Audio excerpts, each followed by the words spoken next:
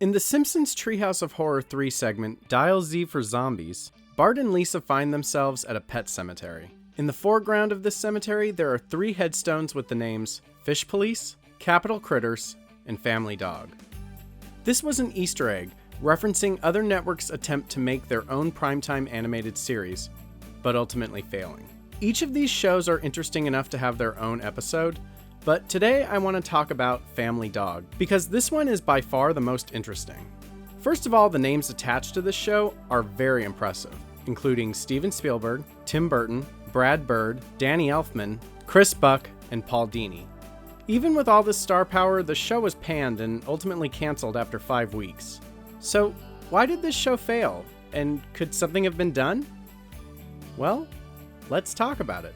Today we're going to discuss the 1993 animated sitcom, Family Dog.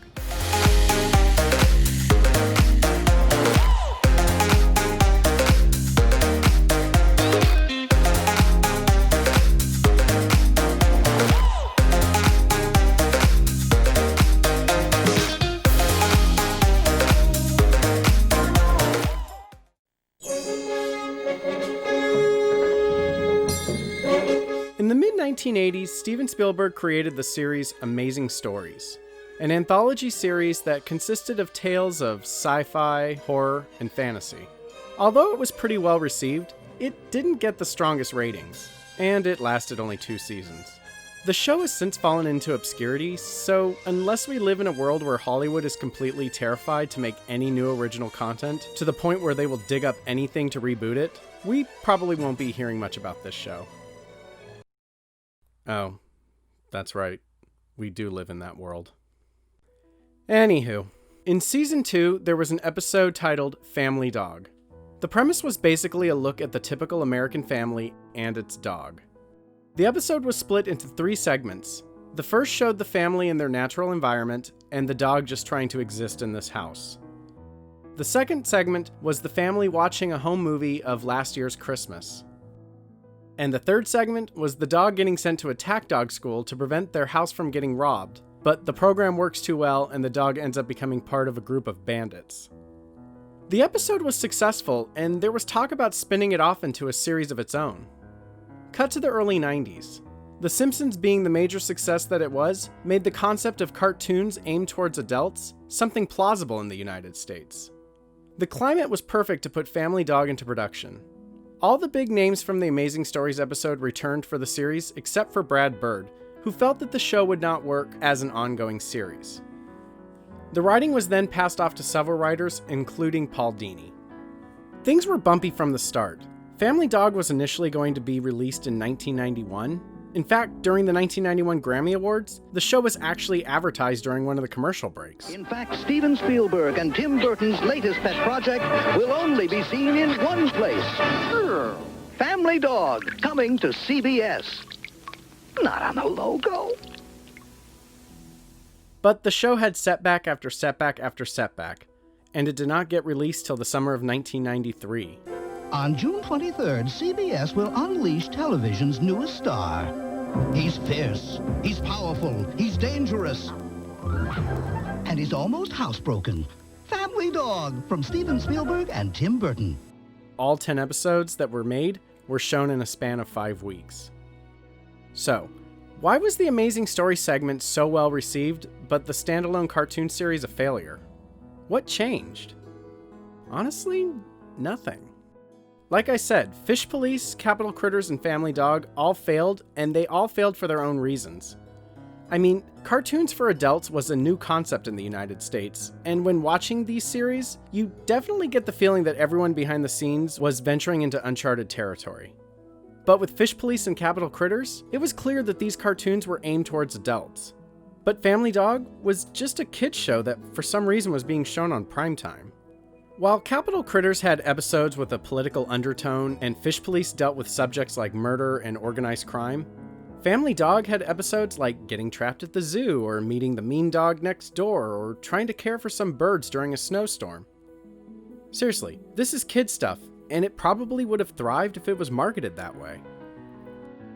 That being said, I do want to talk about one of the things that made The Simpsons so successful. In the 1980s, television's portrayal of the typical American family was becoming really saccharine. And by the late 1980s, people were thirsty for something a little more relatable. You want me to fix dinner? I'll fix dinner. I'm fixing dinner! Oh, but honey, you just fixed dinner 3 years ago! Shows like Roseanne and The Simpsons offered audiences a more realistic portrayal of a family that viewers could actually relate to. You know what other show did this? That's enough, young man. We've got the entire neighborhood coming over tonight, and for one night, I would like to think we could act like a nice, normal family. Yeah, let's live the lie. Although I stand by that Family Dog was meant for kids, all of the storylines were up against the backdrop of the crumbling ideology of the nuclear family.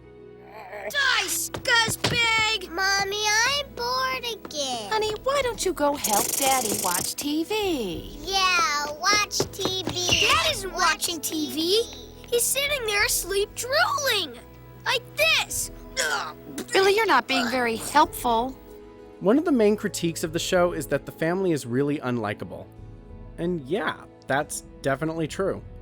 Hey, what is it? What is this? Doggy ready for the dog show. Stupid dog. The dad is a prick, the mom is a whiny martyr, the son is a psychopath, and the daughter is a missing link. Maybe he just went on a little vacation. God Doggy knows and I need Whitey?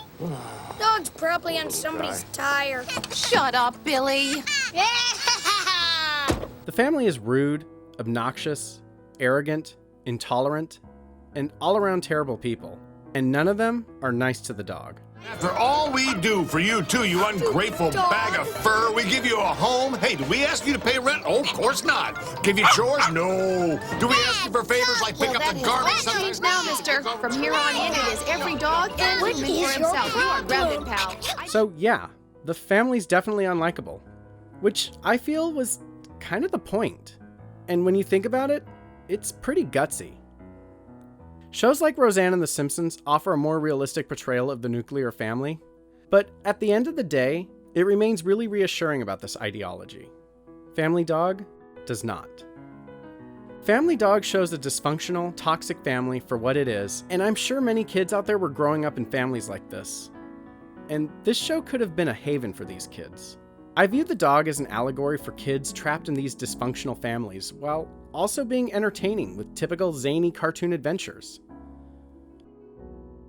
The concept of having one kid in a family being the odd person out is not a new concept, but again, these stories usually end by reassuring the family values. Also, I think the main character being a kid would have been too dark, therefore it works better with the dog. And if the show was able to exist beyond these 10 episodes, I think it could have been something great. Oh, isn't that sweet? It looks like they're in love. But this flight's already overbooked. Bye-bye! But making this show a primetime series instead of something like a Nickelodeon series pretty much sealed its fate. Now, I can't continue to praise the show without acknowledging some of its very obvious shortcomings. By the time the show went into production, it felt like everyone knew it was going to fail. Hell, The Simpsons had its grave planned out 8 months before it even went on air. So the show does have an overall feeling of being, well, to put it bluntly, half-assed. There's continuity errors, repeat dialogue. Oh my God, Skip. The poor dog. Oh my God, Skip. The poor dog. Oh, man! And some of it doesn't even match. Oh, man! But don't let these shortcomings discourage you from checking this show out. Family Dog could, and frankly should, have been something iconic.